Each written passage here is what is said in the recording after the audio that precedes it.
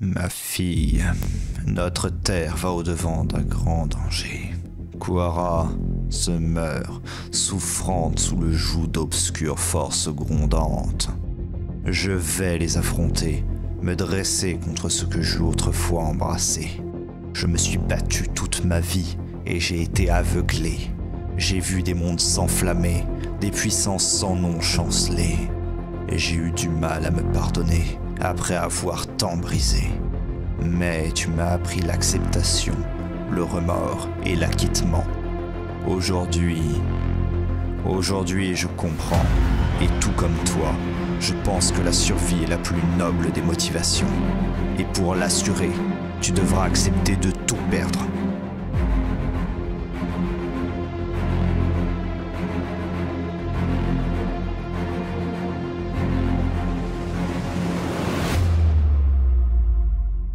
Atronanor, plus qu'un titre, c'est un destin.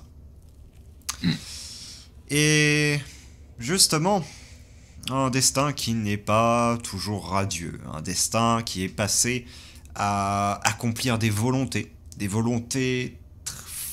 pas toujours proches des siennes, même parfois totalement à l'opposé, à perpétuer un héritage qui s'enlise de génération en génération.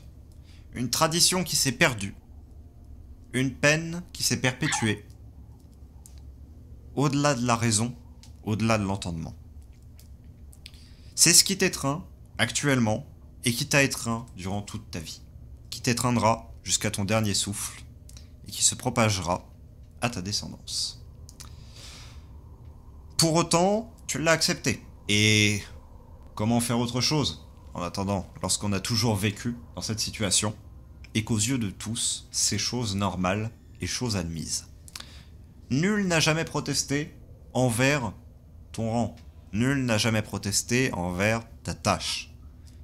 Tous l'ont vu comme l'expression logique d'une société qui se veut rationnelle au possible, à punir les criminels. Criminels que pourtant tu n'as pas réellement été. Juste un lointain ascendant, juste un lointain ascendant de sang, qui, bien, fit quelques ravages, somme toute, que nous n'étendrons pas trop ici. Tu te trouves, en ce jour, mandé. Mandé par une personne qui t'a déjà demandé, à ton goût, trop de services par le passé, mais auquel tu as dû toujours te plier.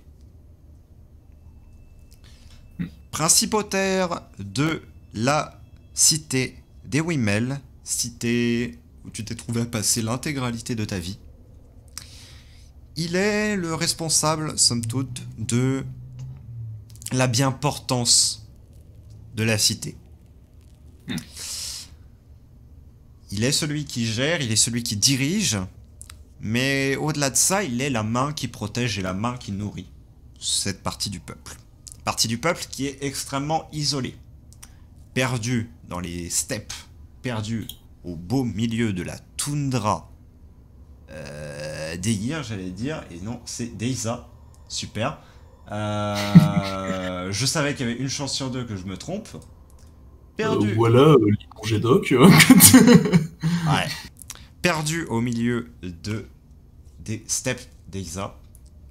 Cette cité tenue bon pendant des centaines d'années.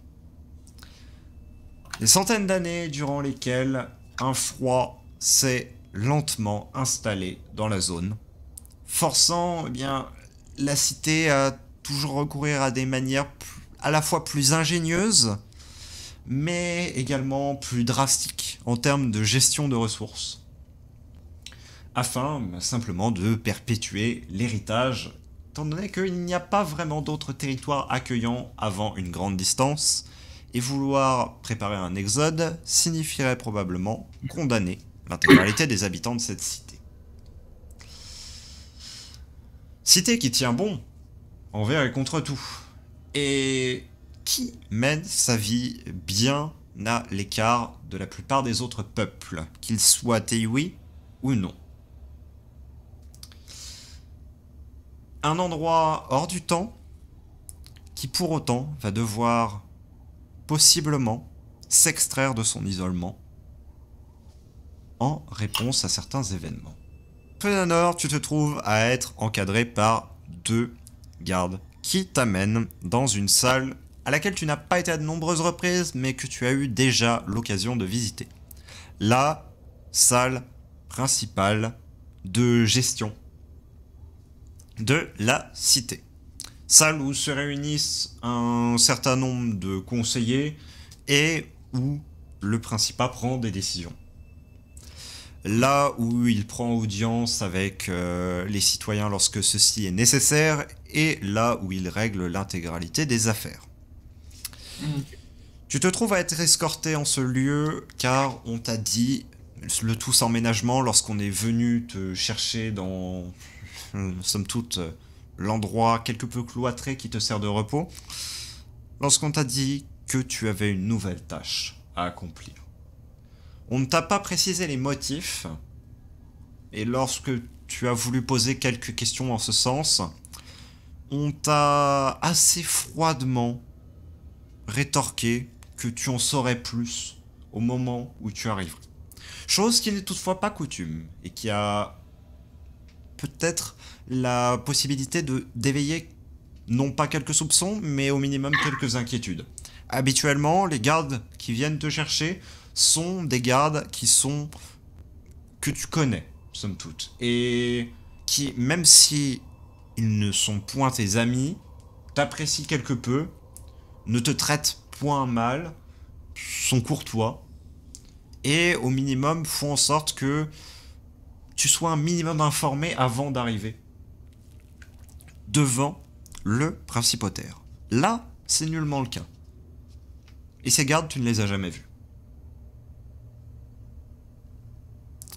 Tu es donc escorté par ces 2 gardes, aux hallebardes quelque peu rouillées. Un équipement pas très entretenu, mais qui est somme toute assez signe de la décadence globale de la cité. Tu avances parmi les statues des anciens principautaires. Tous sont figés là de leurs expressions solennelles, gravées dans l'Élysée, blanches et froides, comme s'ils te jugeaient alors que tu passais à pas courts, avançant entre piliers et statues vers ta destination. Destination où tu te vois attendu par le principautaire ainsi que 2 de ses conseillers.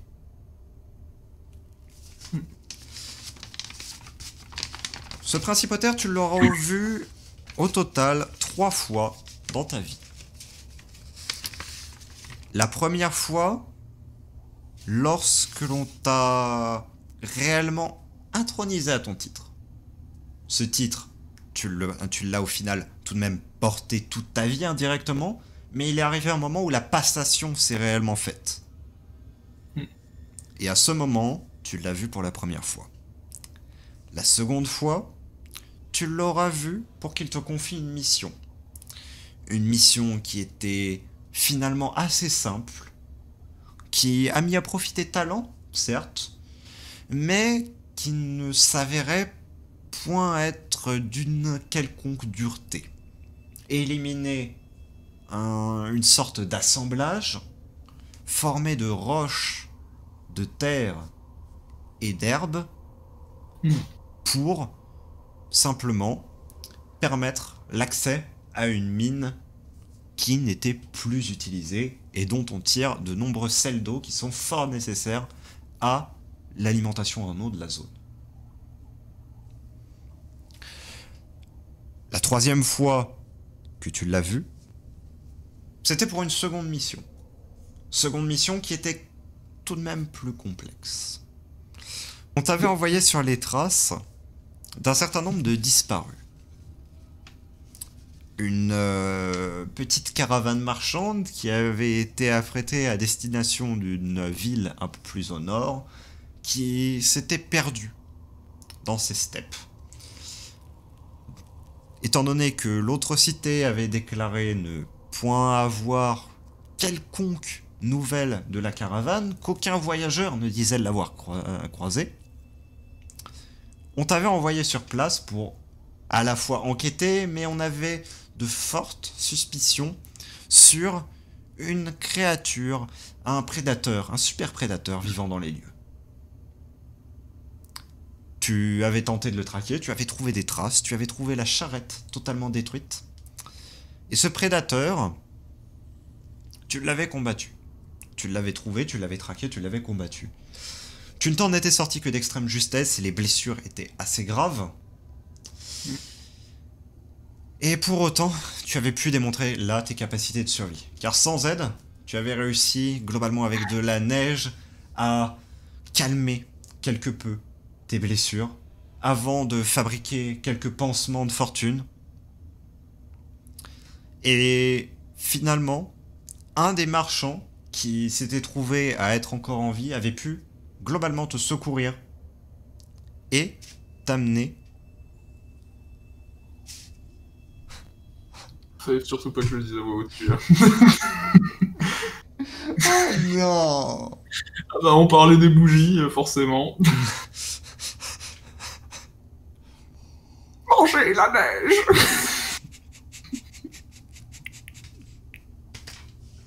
Qu'est-ce que vous voulez que je fasse? Mais franchement, mais qu'est-ce que vous voulez que je fasse en fait? Eh, franchement, je me suis retenu pendant toute ta description. Hein. Oui, c'est vrai. D'habitude, elles partent plus tôt, les blagues. Tu t'étais trouvé donc à simplement survivre grâce à l'aide assez providentielle de ce marchand qui était l'un des seuls rescapés. D'ailleurs, il n'y en avait eu que 2 au final de l'intégralité de la compagnie marchande et tous les 3 vous aviez pu retourner jusqu'à la cité.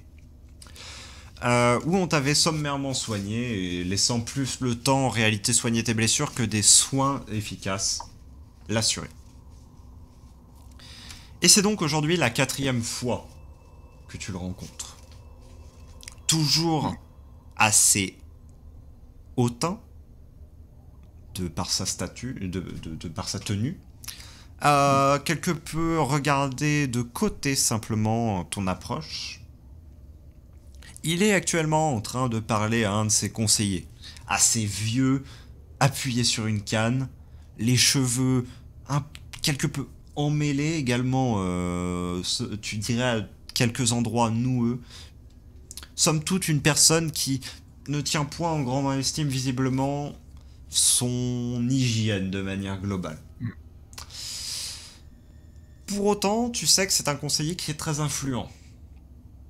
Il l'est car il a beaucoup de connaissances et c'est uniquement pour cela qu'on l'accepte en ces lieux.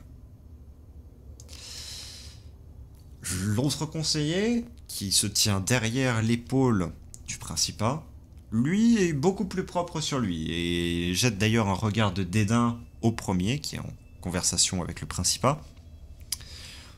Dédain qui, honnêtement, est palpable. Vraiment. Il n'a pas que son regard qui le trahisse. Sa posture elle-même, quelque peu ennuyée du fait d'être là, le trahit totalement. Le principat et le premier conseiller ont l'air en une assez grande conversation. Toutefois, alors que tu franchis le cerclage de tables que forment ces tables de conseil, les deux se taisent et on te fait avancer sans trop de ménagement jusqu'à eux. À Trudanor, je vous ai fait mander. Et donc, je vais m'agenouiller et poser les 2 poings au sol. Et je suis venu. Relevez-vous. Que faire de ceci? Tu vois le conseiller, comme à son habitude, te considérer avec un déni et un dédain qui n'est point forcé, qui est pour lui naturel au possible. Ses longs cheveux retenus en arrière par quelques attaches se démarquent globalement de l'intégralité de sa tenue. Ses cheveux d'un noir ébène, tranchant extrêmement bien sur sa tenue d'un crème pâle. Habits assez longs, assez nobles, qui sont complétés par quelques parures assez ostentatoires, mais toutefois restant sommaires. On notera notamment la présence d'une sorte d'amulette d'obsidienne que tu lui connais avoir depuis longtemps. Je vous ai fait demander car, en ce jour, il s'avère que nos lointains voisins ont demandé notre aide. Enfin, ils ont daigné admettre notre existence, semble-t-il. Il se tourne vers le conseiller le plus propre sur lui lorsqu'il dit cette dernière phrase.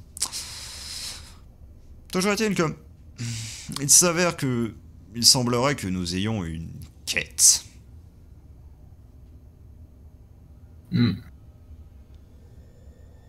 Je vais attendre qu'il continue, en l'occurrence, sans chercher à l'interrompre. Ok.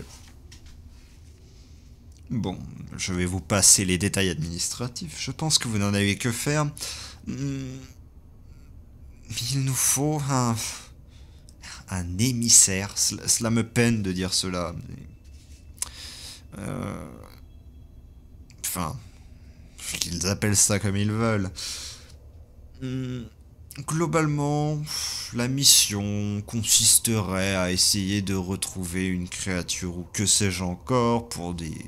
Bon, bref. Je vous passe ce jargon administratif d'aristocrate verbeux. Le fait est que on a des intérêts à préserver près de ces puissants partenaires, d'une part financiers, commerciaux, et d'autre part qu'il ne faille point trop les déranger, car cela reste leur terre après tout, bien que cela me déplaise. Quoi qu'il en soit, nous avons une sorte de dette à régler envers eux, et aujourd'hui ils demandent à ce qu'on l'honore. Vous serez donc l'émissaire de notre nation, si l'on peut appeler ça ainsi. Mais vous aurez là-bas à remplir les tâches que l'on vous accordera, j'imagine.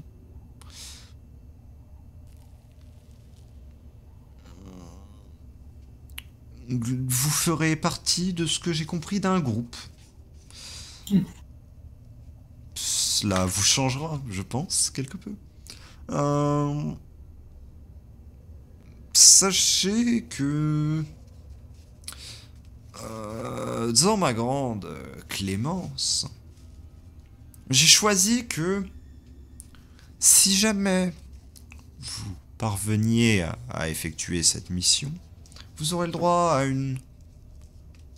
Comment appelle-t-on cela déjà chez ceux qui en prennent une retraite, c'est cela? Oui. Non pas que, bien évidemment, votre honorable titre vous soit retiré, loin de là. Mais vous serez gracié des missions suivantes qui pourront être redistribuées à loisir à l'un de vos rejetons, somme toute.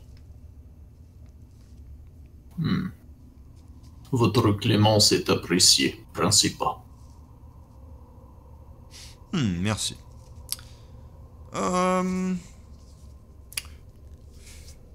Que dire de plus sur cette mission? Oui, bien évidemment. Sachez que... Bon, je l'ai noté sur cette missive que vous aurez à porter avec vous. Mais s'il s'avère que vous veniez à échouer d'une façon ou d'une autre, il est bien évident que votre fardeau se transférera instantanément vers qui vous savez. Il en est tout à fait naturel. Bien. Vous allez devoir vous rendre à Alastra, cette capitale qui existe. Mais là-bas, un conseiller ou que sais-je encore, Étire, j'ai comme nom, Euh, aura à vous prendre en charge en quelque sorte, vous indiquer un petit peu quels seront vos éventuels compagnons pour cette entreprise. En ce qui en concerne les motifs exacts, bien que vous n'en ayez pas à connaître absolument tout, très loin de là, je pense qu'il en est tout de même certain que vous devriez connaître, histoire d'augmenter quelque peu vos chances de survie, et que je m'en vais vous livrer, car, comme vous l'avez dit, je suis d'une grande clémence. Alors, il semblerait qu'il y ait des golems qui se réveillent un peu partout. Comme j'ai notifié à ce conseiller, n'en est nul qu'il se soit réveillé ici, donc pour autant on n'est même pas sûr que la menace existe. Toujours est-il qu'ils ont considéré bon que de demander à ce que l'un des nôtres vienne pour aider à cette entreprise.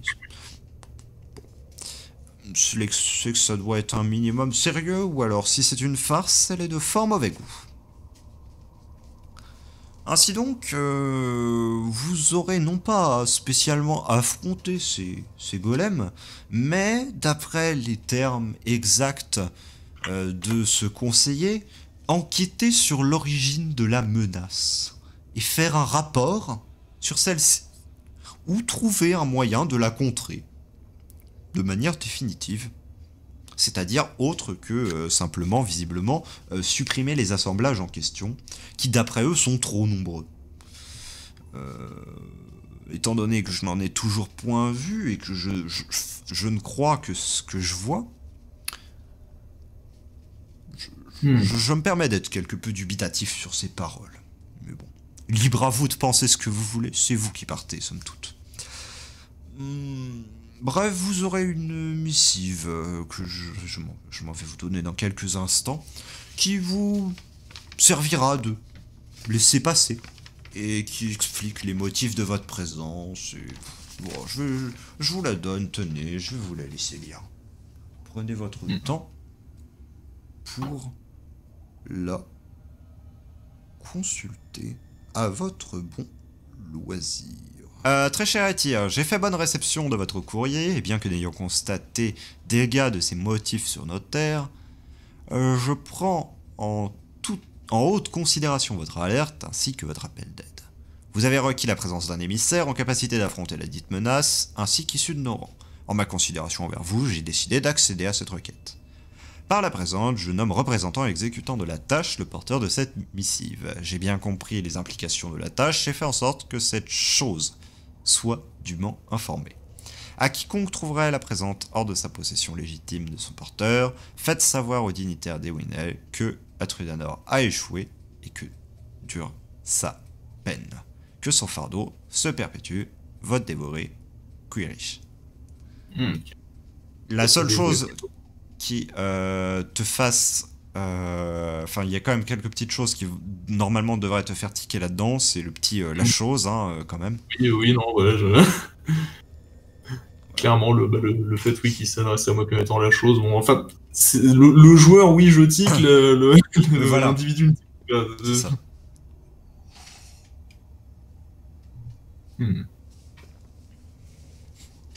Je vais te demander quel est ton ressenti mental. Le ressenti donc d'Afrudanor, pour le coup, on lui a juste demandé un truc à faire, il va le faire. Le ressenti de Tyrain, c'est à la fois déjà un peu une inquiétude de par le fait que la demande est assez particulière et il y a quand même de fortes chances qu'elle n'en revienne pas. Et c'est surtout, en fait, elle se dit que même si elle réussit, elle aura du mal à refuser, entre guillemets, la retraite, la retraite qu'on lui proposait. Et donc, elle imposerait le fardeau sur son fils beaucoup plus tôt que ce qu'elle ne le voudrait véritablement. Mais elle peut pas vraiment dire non, en fait, face à ce genre de... Enfin, du moins, c'est comme ça qu'elle le ressent. Oui.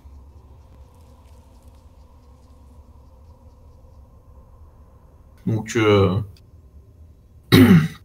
c'est en gardant d'ailleurs cette façade totalement inexpressive que Astrodanor va donc refermer la lettre, la replier, la placer tout simplement dans une de ses poches, et réitérer donc son salut en s'agenouillant et en posant les poings au sol.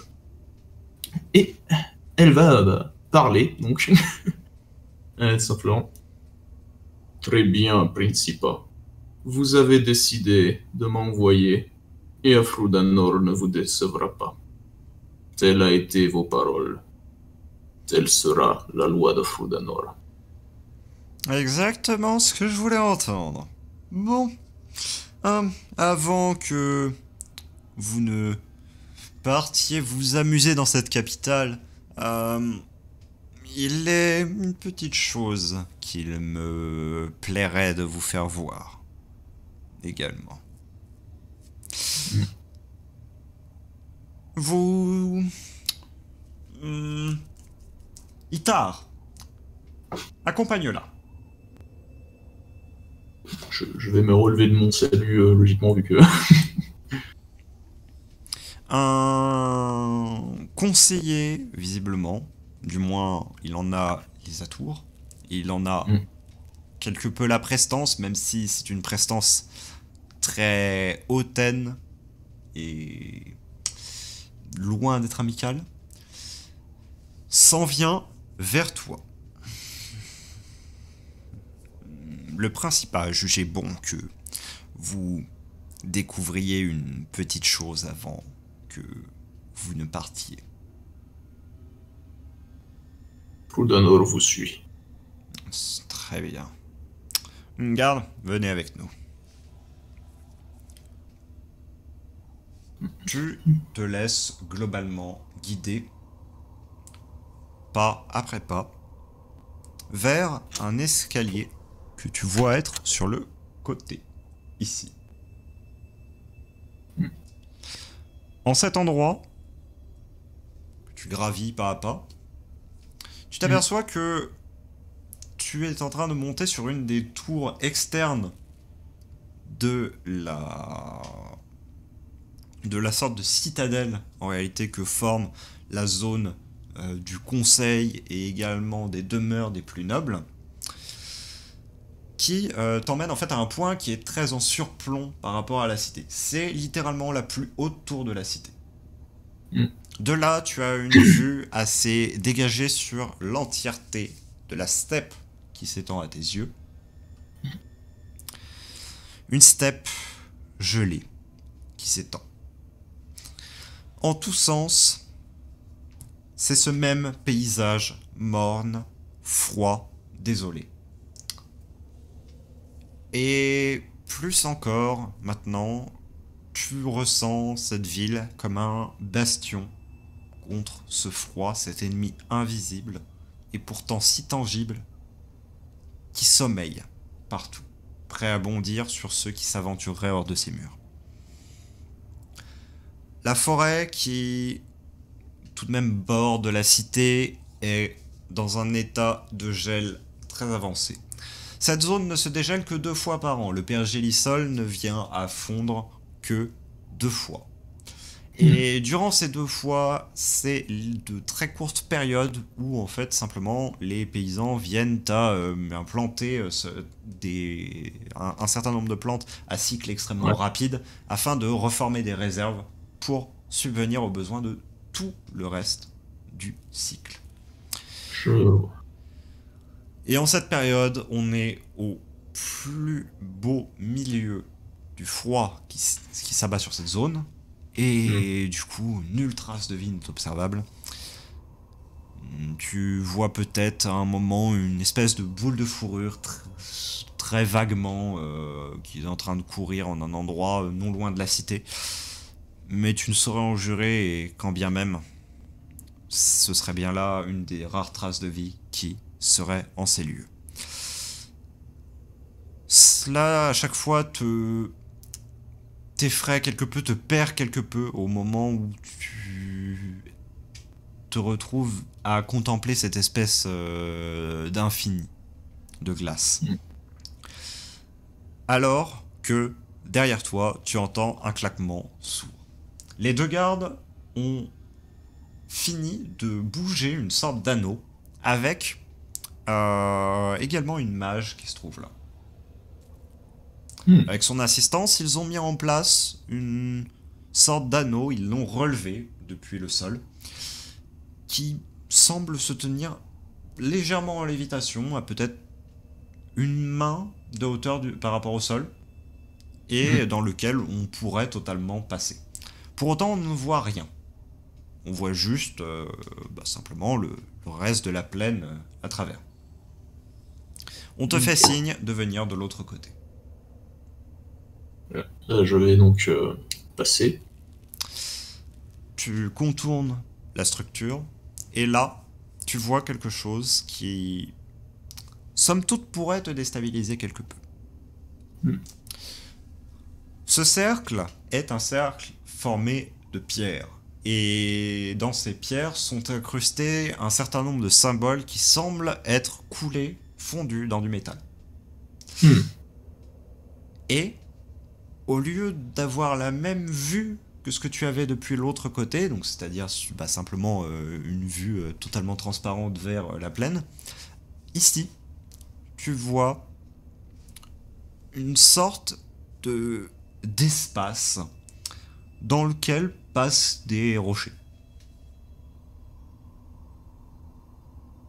Je vais avoir quand même un mouvement de recul en constatant ça. Simplement parce que mon personnage a beau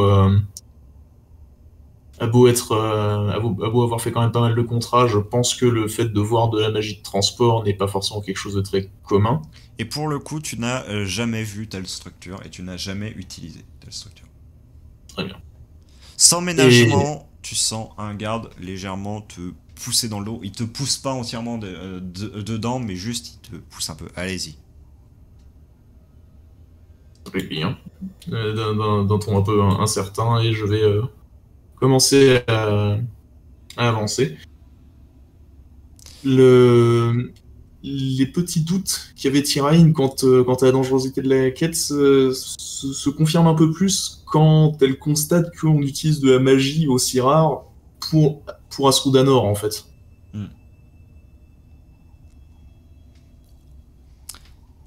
Tu avances quelque peu, un pas, et tu restes un peu en suspens devant cet espace. Cet espace, dont tu prends un peu plus mesure de la couleur, étant donné que tes yeux commencent à s'habituer un peu à l'obscurité qui est face à toi.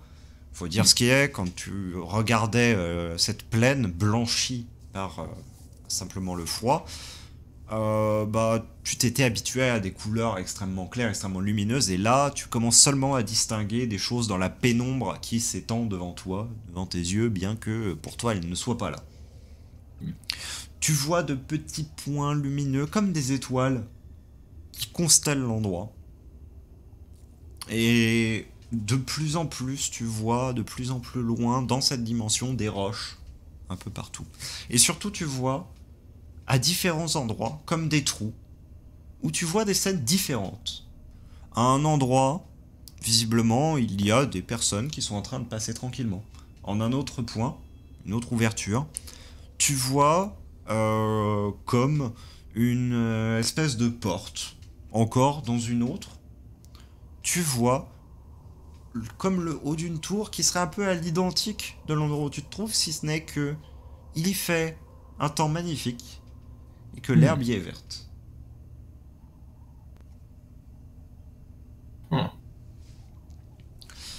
Le conseiller qui t'avait accompagné jusque-là met un pied dans l'endroit et que tu vois comme se distendre. Bon, allez, on n'a pas toute la journée quand même. Il passe un pied, il passe un autre pied et semble, en fait, comme être happé et être un peu en apesanteur. Il semble contrôler quand même ses mouvements, mais avancer comme dans de la gelée.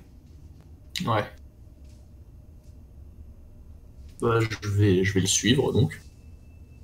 Malgré le fait qu'on te voit commencer à avancer, le garde te donne un coup dans le dos. Ouais. Allez, avance! On n'a pas que ça à faire. Donc je vais m'exécuter. Pour ne pas me faire exécuter. Technique. Tu pénètres en ce lieu. Instantanément, ton estomac se tord, tu as presque envie de vomir. C'est un sentiment extrêmement désagréable qui t'étreint, t'as l'impression qu'on étire un peu certaines parties de ton corps qui ne devraient pas l'être. Et en même temps, t'as l'impression qu'on en comprime d'autres. Ouais. Le sang te monte un peu à la tête et tu arrives à esquisser quelques pas vers l'endroit où le conseiller va, suivi des 2 gardes, toujours, qui ferment la marche, si l'on peut appeler ça ainsi, et qui viennent à t'emmener en un lieu que tu n'as pour le coup jamais connu.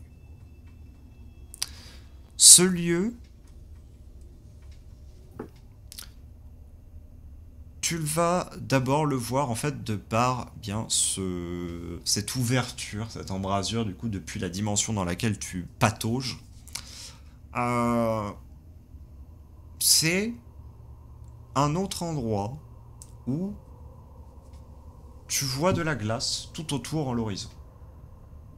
En cela, tu n'es point perdu, point déboussolé, dans le sens que cela ne doit être pas forcément si loin que cela. Parce que même si tu as peu de connaissances au global sur le continent, tu sais que le froid n'est installé que dans des parties spécifiques. Tu franchis l'endroit, tu te trouves avec le conseiller et bientôt les gardes qui vont arriver, alors que tu es plié en 2, à moitié en train d'essayer de vomir une chose qui ne sortira pas. Secoué par des hauts le cœur, tu prends conscience du fait que tu es en haut d'une tour très similaire à celle que tu viens de quitter. Et c'est le double effet qui se coule les hauts le cœur.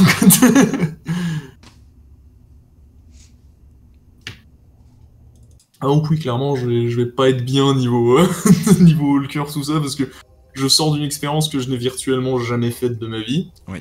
qui en plus n'avait pas l'air d'être très agréable de ce qu'on m'a décrit. Non. Pour me retrouver en haut d'une tour. Bon, vertige plus mal de la téléportation, check. Et contrairement à la gueule de bois et au mal de mer, ça ne s'annule pas. Et non. Un garde, visiblement, tu pourras le juger après coup, parce que pour le moment tu es en train d'essayer de te remettre de tes émotions, t'attrape par l'épaule et te redresse sans ménagement.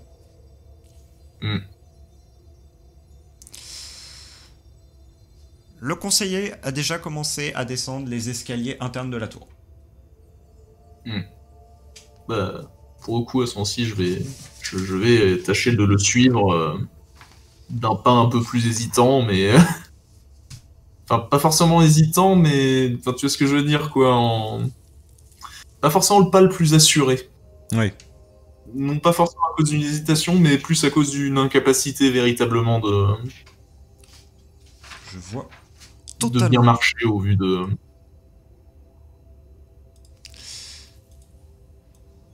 Cet endroit, tu n'en as nulle connaissance. Tu ne sais pas où on t'emmène, tu ne sais pas pourquoi, mais quelque chose te dit en ton fort intérieur que tu n'es absolument pas du tout au niveau de la fameuse capitale dont on t'a parlé.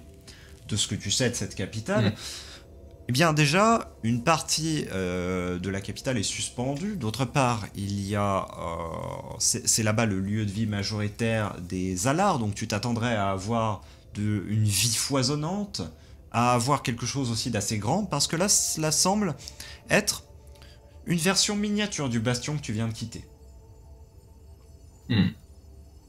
C'est quelque chose de petit, de perdu au milieu des glaces. Et à travers quelques meurtrières, à mesure que tu descends ces escaliers, tu remarqueras la présence de quelques personnes en train de piocher dans la glace, comme s'ils essayaient de déterrer des choses. Ah, intéressant. Intéressant. Ces personnes sont en haillons. Et certaines sont visiblement sous le coup de froid très intense et se sont recroquevillées sur elles. Tu descends les escaliers, les meurtrières finissent par disparaître alors que tu rentres en fait dans le bâtiment en lui-même.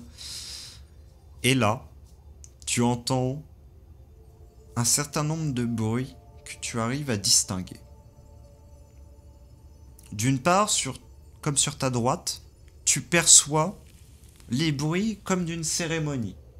Tu ne saurais en distinguer les paroles, pas pour le moment, mais tu entends au ton solennel et au rythme auquel sont apposées les paroles qu'il y a quelques ordonnancements, quelques cultes derrière cela.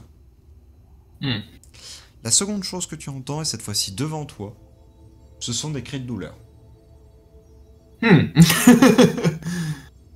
Les deux se mêlent dans une cacophonie assez dérangeante. Ouais.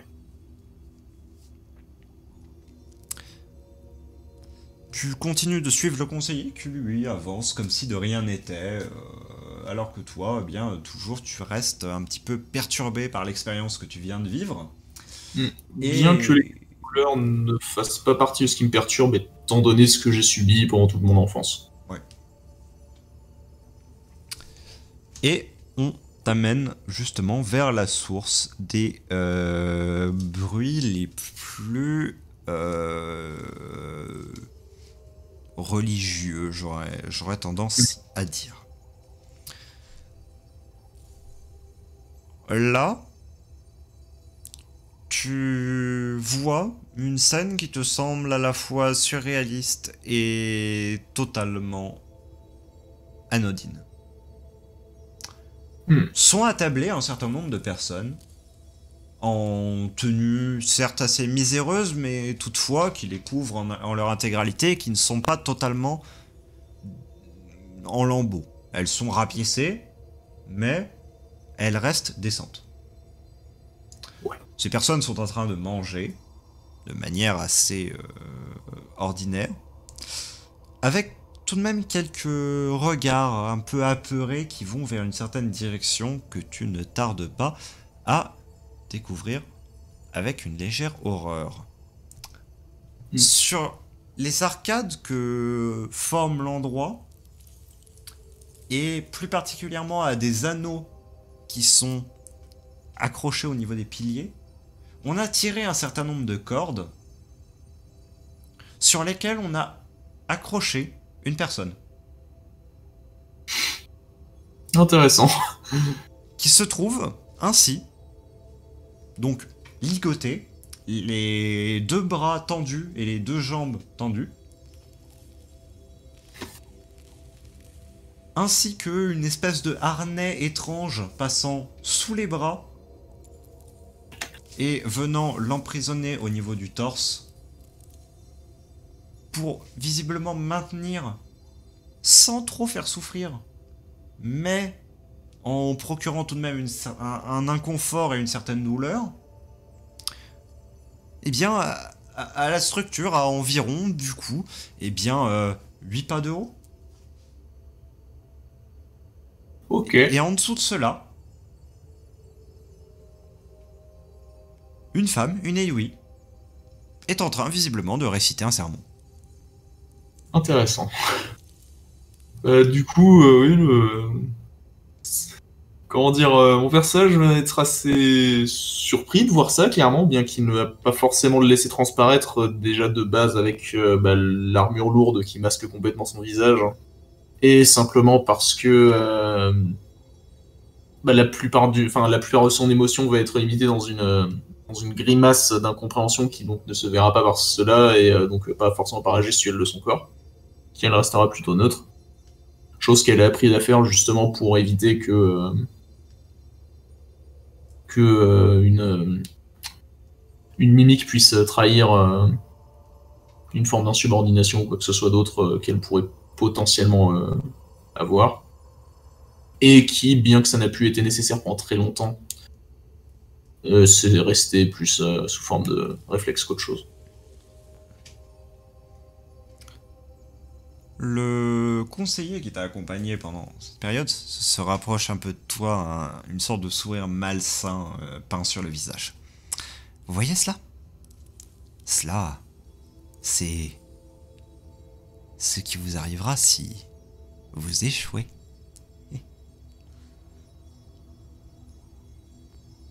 Fini les petites prisons, les petits enfermements. Ce sera Frismara pour vous, si jamais vous échouez. Afrodanor avait déjà choisi que ce serait l'échec ou la mort. Cette information n'est peut-être pas nécessaire, mais sera grandement appréciée. Fais donc le fier avec ta manière de parler, ou que sais-je encore. Mais tu finiras là-dedans, j'y ferai attention. Soit. Il grogne juste et s'écarte quelque peu, laissant les deux gardes avec toi. Il s'en va vers le fond du cérémonial, où il va retrouver la personne qui était en train de donner son sermon. Tu en profites pour regarder un peu l'endroit, simplement, promener le regard de droite à gauche. Tu vois que toutes les personnes qui sont là, ont des attaches qui te semblent impossibles à retirer au niveau des poignets. Les complémentaires des fameux anneaux que tu as vus sur les piliers sont déjà en place. Tu ne peux t'empêcher de faire un parallèle avec ta situation. Parce que eux, la seule différence qu'ils ont avec toi, c'est que leurs chaînes sont directement visibles. Que leurs chaînes sont bien plus physiques que mentales. Et que ce lieu, en fait, au final, n'a que très peu de différence avec l'enfermement que tu vis par toi-même. Ouais.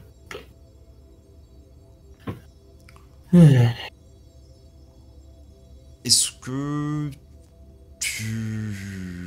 Enfin, décris-moi un petit peu l'état mental de ton personnage en voyant un petit peu toutes ces scènes. Bah... Comment dire...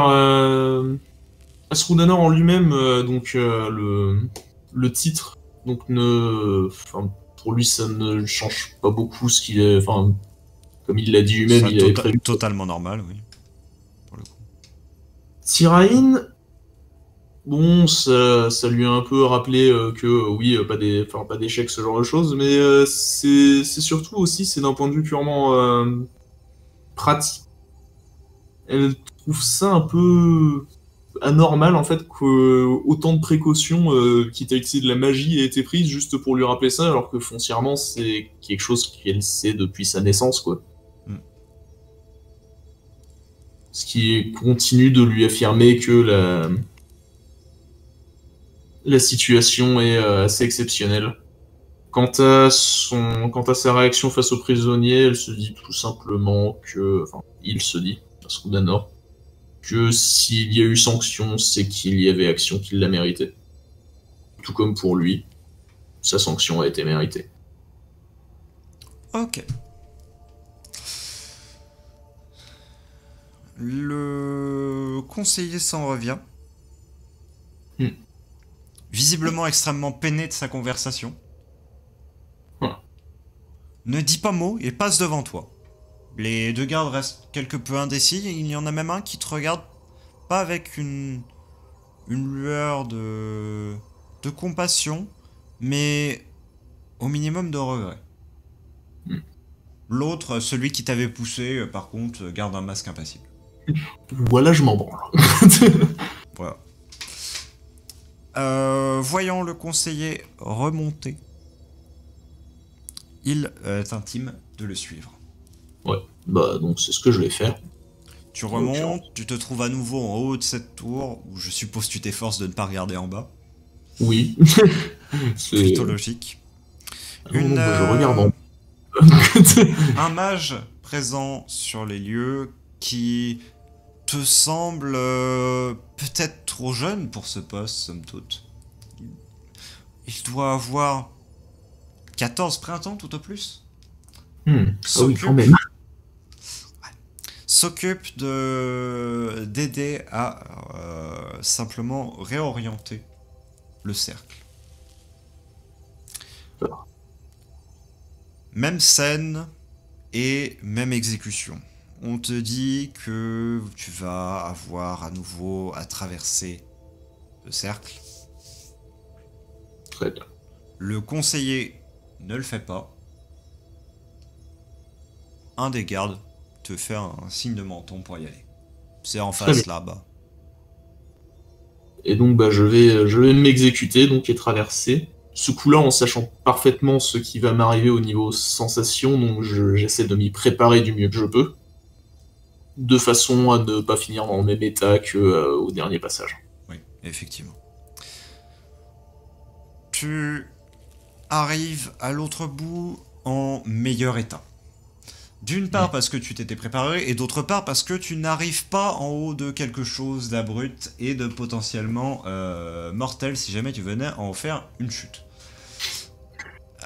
Autrement dit, tu arrives quasiment, en fait, tu arrives sur une grande plateforme qui fait que tu ne vois même pas les bords de celle-ci. Ouais. Et la vision qui s'offre à toi est pour le moins particulière. Tout autour de toi, tu vois des morceaux de roche maintenus par d'immenses chaînes, apparemment de métal, qui semblent comme fuir vers le ciel. S'il n'était pas retenu par les chaînes, il ne te fait nulle illusion que celle-ci serait en train de partir vers le haut. Okay. Sur ces morceaux de roche, on a creusé et on a construit de nombreuses demeures. Une architecture extrêmement dissonante comparée à ce que tu as pu être amené à voir au niveau de la ville dans laquelle tu as passé l'intégralité de ta vie. Car là où la cité dans laquelle tu étais se reposait plus sur des angles bien nets et sur des dessins qui soient à la base de signes entrecroisés, là, ouais, on est sur une architecture qui est très arrondie. Presque trop à ton goût. On a cherché à tout polir à la perfection.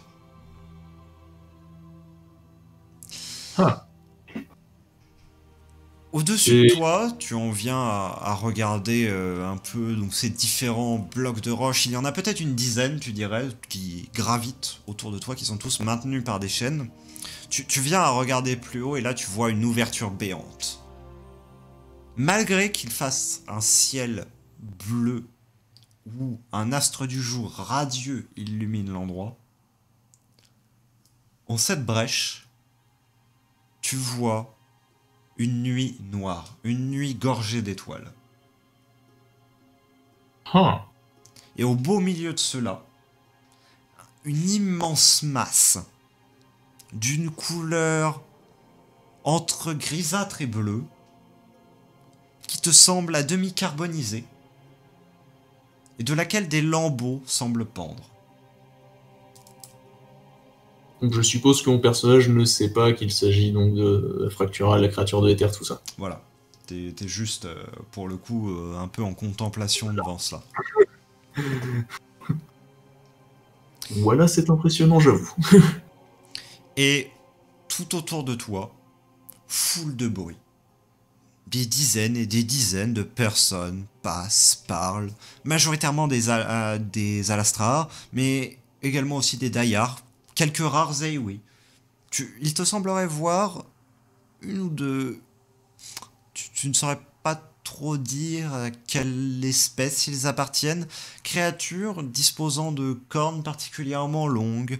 Et tous ces peuples que tu n'as eu l'occasion de croiser qu'une fois dans ta vie au maximum. Cela te semble totalement irréel car tu es pour le coup totalement livré à toi-même. Tu n'as pas entendu ni vu conseiller ou garde te suivre. On t'a simplement plongé dans ce bain de foule, quelque peu déstabilisant peut-être, en un monde beaucoup trop brillant, beaucoup trop coloré, beaucoup trop chaud. Là, tu te trouves à simplement, limite, subir un choc thermique de par ce changement brutal de température. Tu, du coup, avances un peu à droite, à gauche, en cet endroit, sans avoir énormément de pistes sur ce que tu dois exactement faire. Certes, tu as une missive en poche, certes, tu as des ordres, et pour autant, c'est bien une des rares premières fois où on te laisse ainsi. Tu te prends à contempler un petit peu l'endroit tout de même. Tu descends les quelques marches qui, de ce cercle, t'amènent vers la grande place sur laquelle se tient la foule. Là, tu peux trouver des échoppes, tu peux des petits étals itinérants, tu peux trouver des personnes qui soient simplement en train de discuter. Il y a aussi une estrade un peu plus loin où visiblement une personne est en train d'un petit peu haranguer une foule vaguement attentive. Et ce que tu viens à remarquer, c'est que tu te trouves en haut d'un de ces mêmes rochers que tu vois ça et là, sur lesquels un grand nombre d'habitations sont construites, qui sont reliées entre elles par des passerelles et suspendues par les chaînes. Information qui ne me plaît pas forcément d'apprendre. Effectivement, mais d'un autre côté, l'endroit est immense et donc du coup, il t'est impossible de voir les bords. Oui. La seule chose que tu vois au-delà des bords, ce sont des montagnes. D'assez hautes montagnes qui semblent entourer tout l'endroit. Quels vont être tes premiers réflexes? Du coup, une fois que j'ai à peu près repris possession entre guillemets de mes moyens, je vais commencer donc à réfléchir à comment donc pouvoir exécuter mon devoir, qui est donc pour le moment, aux dernières nouvelles, de retrouver un certain Etyr qui est un conseiller. Pour cela, je me dis que logiquement, on a dû me lâcher pas loin de l'endroit où est-ce qu'il est, si ce n'est même dans la ville où il est. Et donc, je vais commencer à chercher un garde ou une forme d'autorité à qui je pourrais demander des directions. Entendu. Tu erres pendant un petit temps dans cette assemblée bousculante et remuante. Qui doit d'ailleurs pas tirer de ma présence, étant donné ma grosse armure et ma grosse hache dans le dos. Et pour le coup, qui ne réagit pas réellement. Ah, surprenant. Tant les personnes en réalité semblent bien occupées à simplement faire leur vie. Tu sens que c'est un marché sur lequel se rencontrent énormément de personnes et se fait dans ta tête un plan assez simple qui est que visiblement les entrées de ces espèces de portes qui vous permettent d'aller d'un endroit à l'autre semblent au minimum surveillées, au maximum contrôlées. Que ce n'est pas n'importe qui va être amené par ces portes. Oui, bah oui, non, ce qui fait que oui. Et le fait est, en plus d'être en hauteur, donc sur quelque chose, fait que n'importe qui ne peut pas arriver en ces lieux. Tu remarqueras tout de même certains regards, non pas des personnes qui seront les plus proches de toi, mais des personnes qui seront un peu plus loin, donc qui ont la possibilité de te voir passer. Certains regards pas inquiets, mais plus interrogateurs, voire curieux, envers ta personne. Je vois. Juste qu'ils se demandent ce que tu fais là, mais pour autant qui vaquent à leurs occupations. Ouais. Finis par trouver quelque chose qui pourrait s'apparenter à un garde.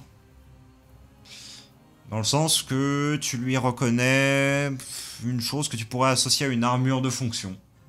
Cela pourrait tout aussi bien être un mercenaire, mais pour autant, vu sa posture, un petit peu mis en barrière devant une estrade sur laquelle une femme est en train de parler du fait que les provisions commencent à manquer. Mhm. Sa posture en fait te fait te dire qu'il est là pour assurer un minimum d'ordre. Ok. Il se doit donc d'être le représentant d'au minimum quelque chose. Donc je vais l'approcher. À mesure que tu t'approches de lui, tu détailles un peu plus sa personne. Son armure est entretenue, bien que assez... Elle n'est pas miséreuse, très loin de là, mais elle n'est pas non plus rutilante.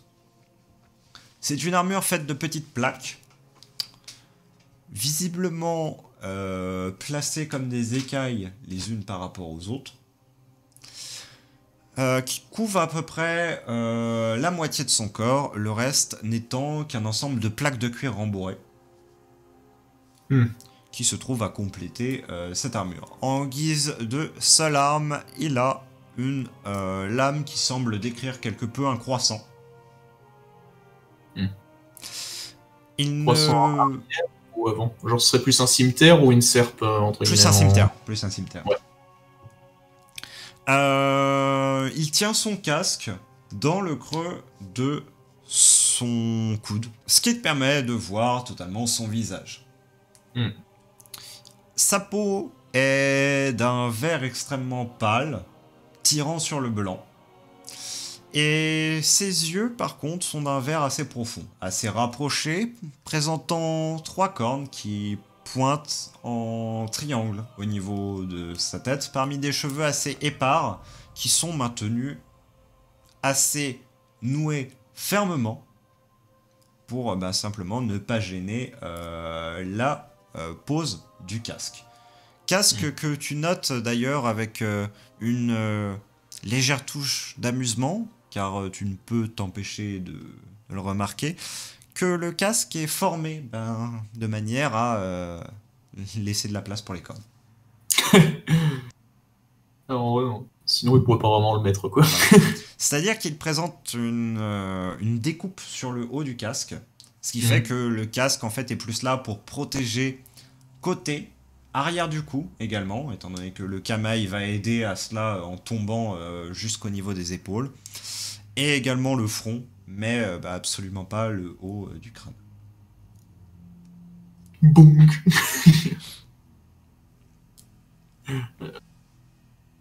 Mes excuses, messire. Oh, bonjour. Cette coquille souhaiterait avoir des renseignements. Bien sûr, allez-y. Qu'avez-vous besoin? Cette coquille est à la recherche d'un individu du nom d'Etyr. Etyr. Attendez, le Etyr? Probablement. Waouh, dites donc. Ah, vous avez des contacts, vous. Écoutez, le plus simple, c'est que vous preniez le 3e flux là-bas, vérifiez qu'il soit bien en descendant, et ensuite, une fois que vous serez là-bas, vous prenez la 8e porte à gauche. Il y aura des statues très grandes qui sont de chaque côté. Vous les passez. Et ensuite, vous arriverez dans une pièce ronde. Là, on vous demandera un truc et voilà, vous le donnerez et ce sera bon. Je viens de noter absolument tout ce qu'il a dit. Dans 300 mètres, prenez le 3e flux. Vérifiez qu'il soit descendant.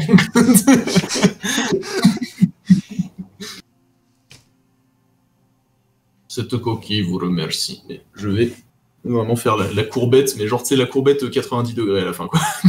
Pas besoin de ça, je suis qu'un garde, vous savez, hein. Et ça a été un plaisir de vous renseigner. Le plaisir de dialoguer a été partagé. Et je m'en vais. Donc... Voilà, une bonne journée à vous. Et je vais juste rendre un petit salut de la tête en mode vous aussi, plus que véritablement répondre. Bien que tu ne connaisses pas les critères morphologiques de cette race, tu as pu déterminer à sa voix qu'il devait être assez jeune. Ouais. Je vais donc me diriger donc au troisième flux et vérifier qu'il soit descendant. Est-ce que c'est pas genre la phrase que t'as envie que ton GPS il te balance? Ah si, clairement. Tu t'interroges quand même pendant un petit instant à ce que sont ces flux en réalité. Oui. Donc c'est vrai. tu erres pendant un petit temps avant de finalement voir comme des rayons qui sortent légèrement du sol. Hmm. Tu t'avances jusqu'à un, tu regardes. Tu vois une personne en lévitation monter lentement jusqu'à ta hauteur, puis se mettre à marcher et partir parmi la foule. Putain, non mais sans déconner, le cauchemar. Mais le cauchemar de moyen de locomotion pour mon perso. Donc, bah, je vais essayer de trouver le flux, le troisième flux et s'assurer qu'il soit descendant, donc. Tu n'as pas trop de difficulté à le trouver, étant donné qu'il y a un 3 qui est marqué dans différents symboles de langue, dont celui Ewi, que tu arrives à reconnaître donc sans difficulté.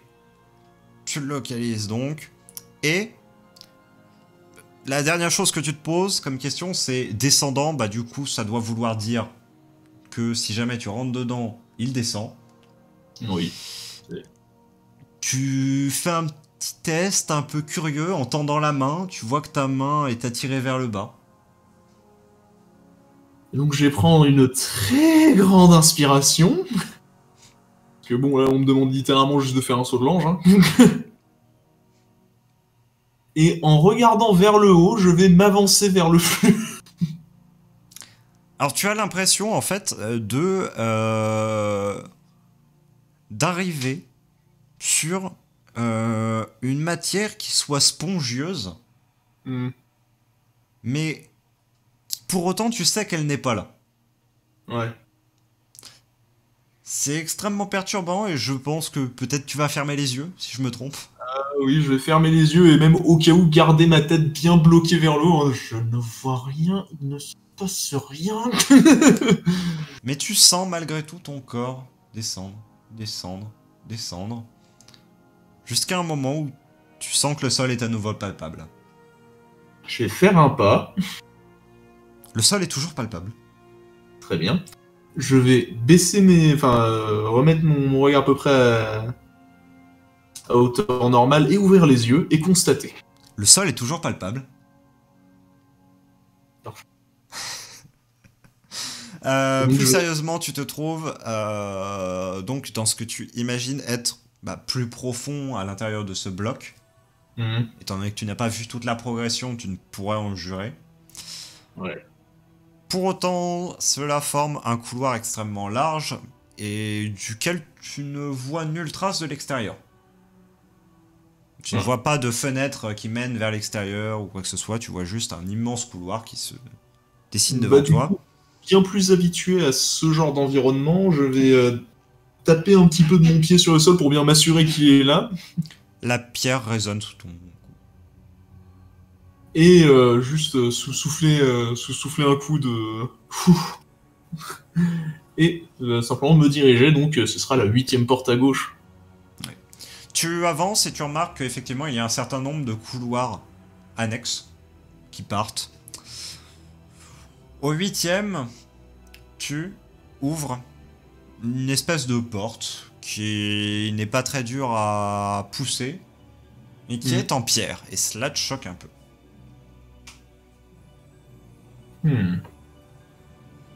De toute façon, en fait, à la fois ça te choque dans le sens que les autres, tu ne pouvais pas en jurer parce que tu ne t'étais pas assez approché, mais tu avais l'impression que tout était en pierre.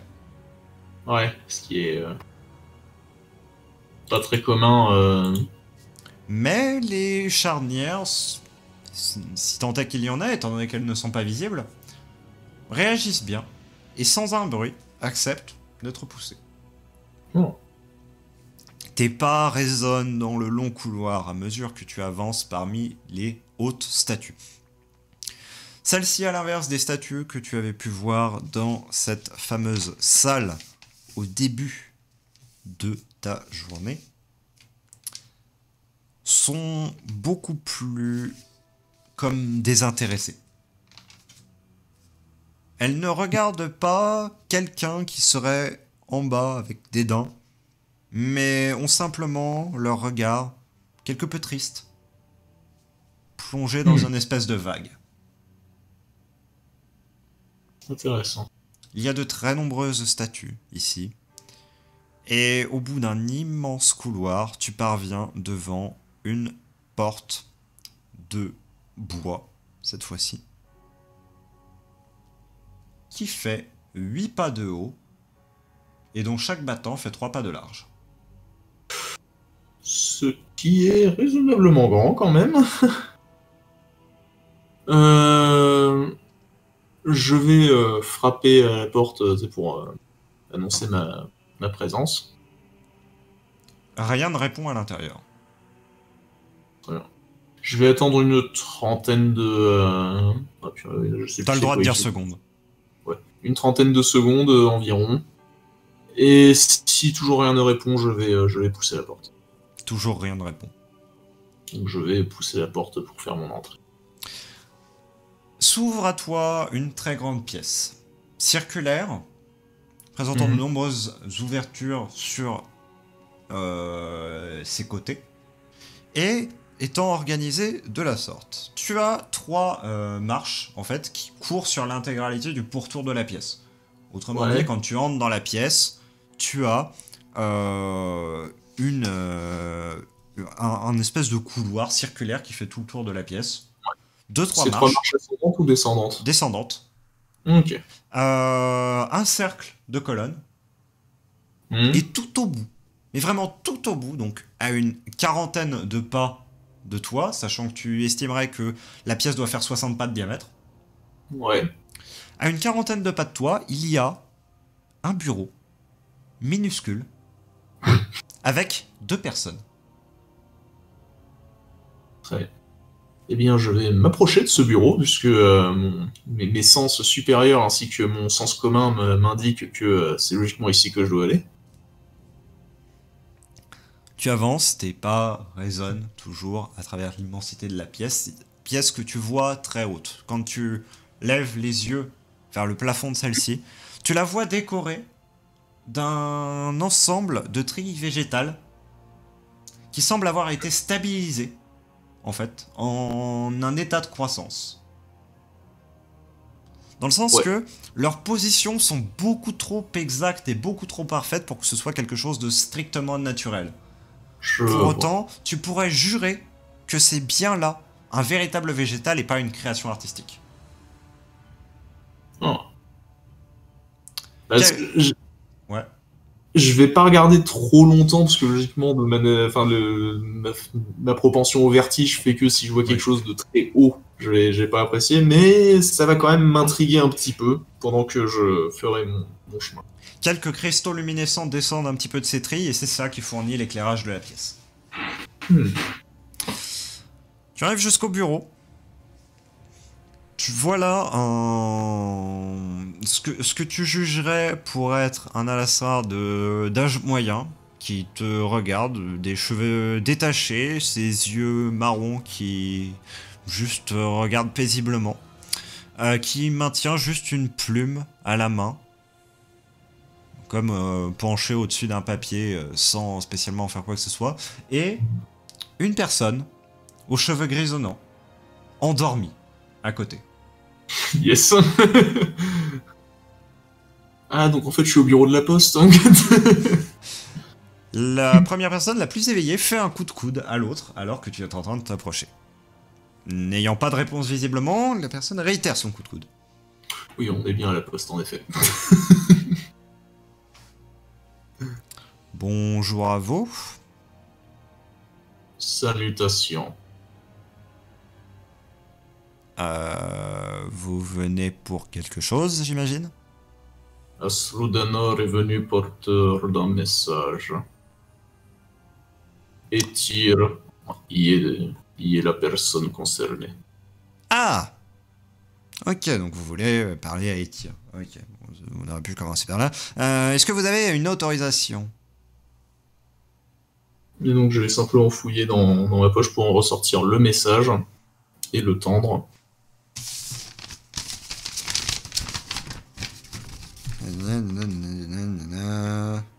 Ah, c'est un peu... ouais. Tiens, t'en penses quoi? Et me fais pas la lecture de chaque paragraphe, c'est bon, tu me l'as déjà fait tout hier. Tu recommences pas. Bon, c'est en ordre, hein, mais juste, il faut qu'il fasse sa signature parce que sinon on n'a pas l'autorisation de... Ouais. L'administration. C'est bon, t'as fini? L'autre grommelle quelque peu et n'a même pas envie de répondre à qui que ce soit, ne nous a même pas salué d'ailleurs. Parkinson. Ouais, tiens, voilà. Ah bah tout de même, voilà, il a mis son petit seau, c'est bien. Tenez, je vous la rends. Hop. Alors, pour Etir, ce que vous faites, c'est que vous voyez derrière vous, là-bas, il y a une porte juste à côté de celle par laquelle vous êtes entré, à droite. Donc je la regarde en effet. C'est cette porte-là. Vous entrez, il est là. Soit. Astrodanor vous remercie. Mais de rien, de rien. Et donc, en rangeant donc la lettre dans ma poche au même endroit, je m'en vais donc voir ce certain Etir. Oui. Tu pousses la porte de bois, encore une fois, de cet endroit. Et c'est une porte à taille beaucoup plus rationnelle qui s'offre à toi. Tu la pousses, tu la passes, et là tu te trouves face à un paysage auquel tu ne t'attendais pas forcément. Une serre, littéralement. Oh. Là poussent nombre de plantes que tu penses n'avoir jamais vues. Ce que tu assimilerais à des saules, mais visiblement perlés de nombre de cristaux. Grand nombre de plantes, grand nombre de fleurs, et un petit passage, comme sinueux, formé de quelques pavés, comme perdu au milieu de cette terre et de ses feuilles, qui amène jusqu'à un bureau, où un Alasrar d'un certain âge, aux cheveux noirs et aux yeux que tu jugerais verts, est à quelques pas de toi. Du coup, je vais attendre qu'il... Enfin, s'il ne m'a pas encore vu ou quoi que ce soit, je vais attendre qu'il lève les yeux de son travail ou ce genre de choses. S'il m'a déjà vu, je vais d'abord faire quelques pas, donc. Il redresse la tête, lentement, vers toi. Te regarde.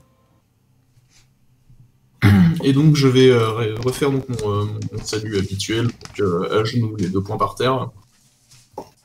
Ok. Etir, Quirish de Wimel vous envoie à Frudanor.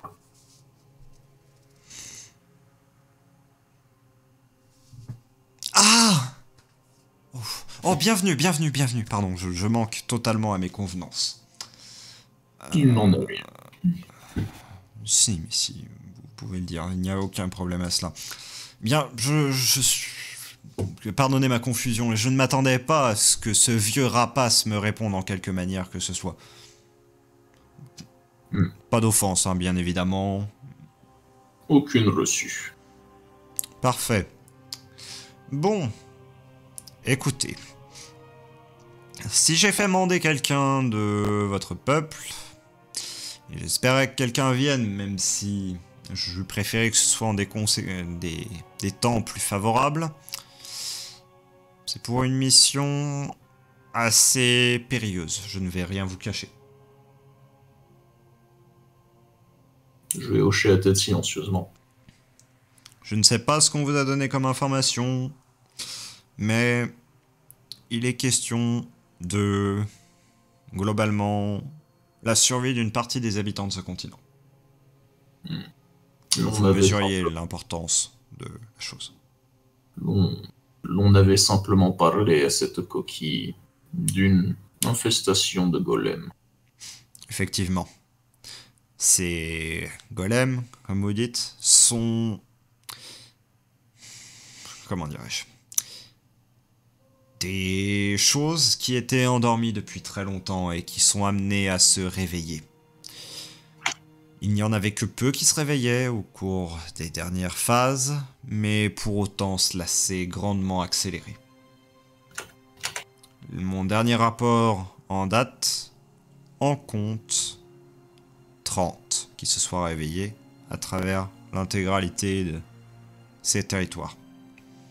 Le problème, c'est que d'après certaines sources, il y en aurait plusieurs milliers qui seraient répartis à la surface de ce continent. S'ils venaient tous à se réveiller, ce serait bien plus qu'une simple catastrophe. Ce serait potentiellement l'anéantissement de nombre de peuples. Et c'est pour cela que vous, ainsi que d'autres, formerez des équipes, non dans le but de simplement contrer la menace, même si jamais vous vous trouvez à la rencontrer, eh bien, il faut que vous soyez en mesure de lutter contre, mais surtout de trouver un moyen de l'endiguer. Rassurez-vous, je sais pourquoi j'ai fait mander une personne de votre race. C'est point pour distinguer la cause réelle ou trouver un moyen de lutter efficacement contre. Ces personnes seront vos compagnons. Ce que j'ai besoin pour ce groupe, c'est d'une personne qui soit en mesure de les protéger. Simplement. Il y aura avec vous des personnes qui seront plus des érudits et qui n'ont pas l'habitude du terrain. Ce dont nous avons besoin, c'est d'une personne qui soit en mesure d'assurer la protection d'érudits, qui, eux, se chargeront d'enquêter réellement sur les sources énergétiques, de toutes ces choses que moi-même je ne comprends pas. Je vais être très honnête. Et donc, votre travail sera de les défendre, de les accompagner, de surveiller ce qu'ils font, de les protéger, somme toute. Soit. Voilà la mission qui vous incombera si vous rejoignez ce groupe. Soit. Astrudanor sera en rempart. Tel est votre désir. Tels sont ses ordres. J'émettrai toutefois une seule dérogation à cela. S'il s'avère que leur mort est inéluctable, quelle qu'en soit la cause, vous avez pour ordre de revenir et de faire votre rapport. Je vais hocher silencieusement la tête. Je ne veux pas que ce genre de mission soit un prétexte à la mort de plus de personnes qu'il n'en faut. Si leur mort est inévitable, ce sera à vous de le juger. Je sais que ce n'est pas une décision qui sera facile à prendre sur le feu de l'action. Toutefois, c'est le discernement que je vous demande de faire. Les informations sont plus importantes que tout.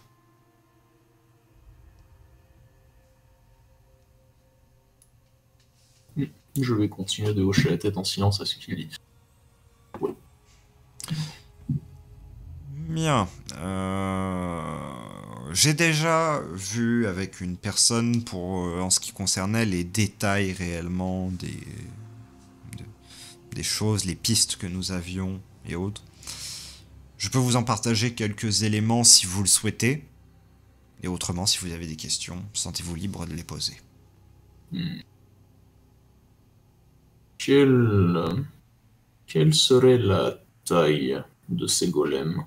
Astrudanor a déjà eu affaire à une de ces créatures par le passé. Qu'il sache à quoi s'attendre. 3 pas de haut, environ, d'après la plupart des rapports. Pour information, celui que tu avais affronté par le passé était aux mêmes dimensions. Alors il se pourrait que Le Principat de Wimel se serait trompé en me disant que nous n'en avions jamais eu affaire.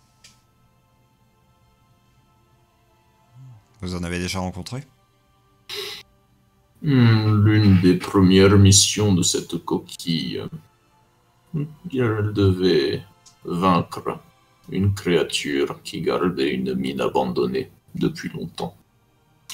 C'était un humanoïde de roc, de minerai et de bois, environ 3 pas de haut. Une description plutôt similaire à vos golems. Cela ne ferait qu'un cas de plus. Honnêtement, je ne suis plus à ça près. Mais je vais tout de même le consigner. Merci pour cette information, quoi qu'il en soit.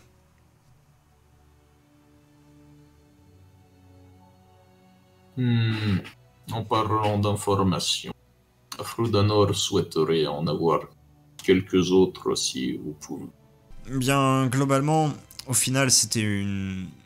De toute façon, vous pourrez voir avec déjà un autre membre de votre groupe, le seul qui soit fixé pour le moment, qui, pour le coup, est actuellement dans la librairie, un étage en dessous, en train de se documenter sur des éventuels liens entre ces créatures, ces golems, et une espèce d'entité qui pourrait les contrôler.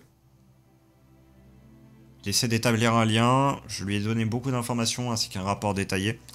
Il saura vous en expliquer bien plus de détails, étant donné qu'il est bien plus compétent que moi dans le domaine. Je vais vous donner toutefois quelques bribes de ce qui pourrait vous être utile. Bon. Globalement, ces créatures ont toutes la même apparence. Enchevêtrement de pierres, de branches et de terre, disposant également en elles d'un cœur végétal qui semble les alimenter. Si on arrive à frapper ce cœur végétal, on les abat quasiment à coup sûr. En outre, ces créatures présentent des crânes qui ont appartenu à des alars, et les consciences de ces alars sont à l'intérieur de ces crânes. Toutefois, les consciences luttent entre elles, et surtout, une volonté plus puissante que les autres vient s'imposer à ces consciences. Je ne sais pas ce qu'on peut tirer de cette information, mais visiblement, à l'Est, il y a eu un cas où on a pu induire une espèce de confusion entre les différentes consciences qui étaient à l'intérieur et du coup en profiter pour l'abattre. Il n'y a pas eu de détails exacts sur la manière dont cela a été fait, et ça n'a pas pu être produit. Mais toujours est-il que si jamais vous trouvez quelconque moyen, cela peut être utile pour votre survie. C'est en effet une information intéressante. Autre chose, c'est que ces créatures vont avoir un même mode de combat. Elles ont comme un schéma. En réalité, régulièrement, lorsqu'elles semblent subir des dégâts au-delà d'un seuil qu'elles déterminent elles-mêmes, elles ont une action beaucoup plus offensive. Comme si elles étaient programmées comme cela. Toutefois, l'action offensive dépend et varie à chaque fois. Toutefois, il faut vous préparer que lorsque vous les attaquez, au moment où vous allez presque toucher le cœur, presque ôter conscience à ces créatures, elles généralement tentent de sacrifier ses dernières forces de manière à éliminer un maximum de choses dans la zone.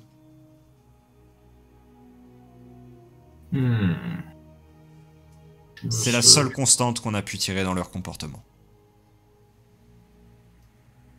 Je suppose, HRP, que ce genre de choses, je l'avais vu par rapport au golem que j'avais moi-même affronté. Du tout, pour le coup. Celui que tu avais affronté, justement, était... avait juste essayé de te frapper, avait échoué lamentablement plusieurs fois. À un moment, il t'avait frappé, il avait réussi, mais autrement, il n'a fait aucune autre action. Et son cœur, par contre, tu avais vu effectivement une espèce de masse, donc là, quand on te parle de cœur, tu arrives à faire le lien. C'était une chose qui était terne, qui était comme éteinte. Ok. Voilà qui est étrange. Le L'être que j'avais affronté n'avait pas fait preuve de cet instinct de destruction proche de la mort. Eh bien... Au moins... Cela a permis peut-être de vous garder en vie. Il est possible. Si vous avez déjà affronté ces choses, vous serez plus qu'utile au groupe qui va être ainsi formé. Votre expertise sera réellement nécessaire. J'espère vraiment qu'on puisse arriver à résoudre cette crise. Afrudanor jure de faire tout ce qui est en ses moyens pour que cette mission soit résolue. Je suis heureux de l'entendre.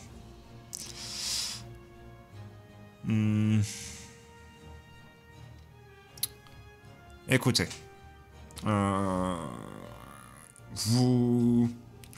Si vous sortez d'ici, repartez par, globalement, l'endroit où vous êtes arrivé. Vous continuez dans la porte qui se trouvera en face de la porte de ces salles. Là, vous trouverez un escalier descendant qui vous amènera directement à la bibliothèque. Vous n'aurez aucune possibilité de la manquer. Vous verrez une série d'étagères emplies de livres sur le côté de la porte qui mène à celle-ci. Là, demandez-y Yazael. Yazael. Soit. Il vous détaillera un nombre de ces éléments et ce sera un de vos équipiers.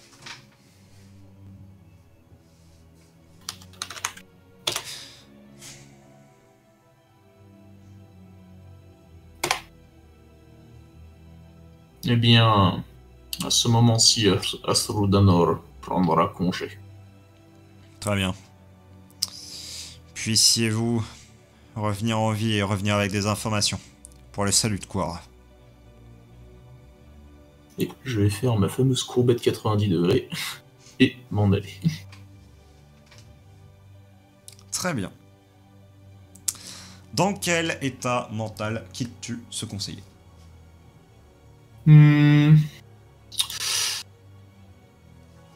Bah déjà, foncièrement, la plupart des soupçons que j'avais quant à la dangerosité de la quête sont à peu près confirmés. C'est pas tant une crainte plus qu'une forme de fatalité. Bon, je m'en doutais qui prend donc en prise sur Tyrain. Asrudanor, lui, ne cherche, enfin, juste à peu près content. Lui, bah, il sait ce qu'il doit faire maintenant. D'autant que c'est un ordre de mission plutôt simple pour lui, puisqu'il s'agit simplement de protéger les gens qui, eux, sauront quoi faire. Une mission plutôt classique, c'est juste le contexte qui est différent. Bien que Tyrain se pose quand même plusieurs questions sur l'origine des créatures, ce genre de choses. Et notamment, pourquoi est-ce que celle qui était éveillée et que Asrudanor a déjà affrontée était différente, en fait. Tu parcours lentement parce qu'en te ressassant tous ces événements. Le parcours qui va te mener jusqu'à ce qu'on t'a décrit comme étant ton premier compagnon de route. Que tu as à la fois assez hâte de rencontrer, parce que bien on t'en a parlé, on t'a dit qu'il te donnerait plus d'informations, qu'il serait plus à même de te renseigner, et que bien simplement tu aurais à parcourir une partie de la route avec lui, mais en même temps une certaine appréhension parce que eh bien c'est une concrétisation de la mission et de sa dangerosité qui va se révéler à toi.